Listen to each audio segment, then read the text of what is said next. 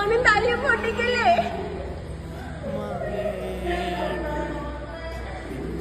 ആരാ വരുന്നത് മനസ്സിലാവുന്നില്ല. മുമ്പോട്ട് വരട്ടെ. കാണുന്നില്ല കാണുന്നില്ല. ഇങ്ങി വരൂ ഇങ്ങി വരൂ.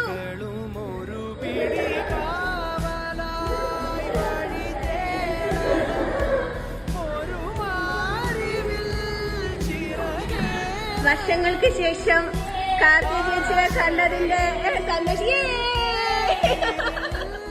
കാർത്തിക ചേച്ചിയെ കണ്ടതിന്റെ സന്തോഷമാണ്. അപ്പൊ ബാക്കി എല്ലാരും കൂടെ വന്നിരുന്നുവെങ്കിൽ 2 വട്ടം ഞെട്ടി. അല്ല ഞാൻ എപ്പോഴെപ്പോഴും ഞെട്ടാനുണ്ട്. 3 വട്ടം ഞെട്ടിയെന്നുണ്ട്.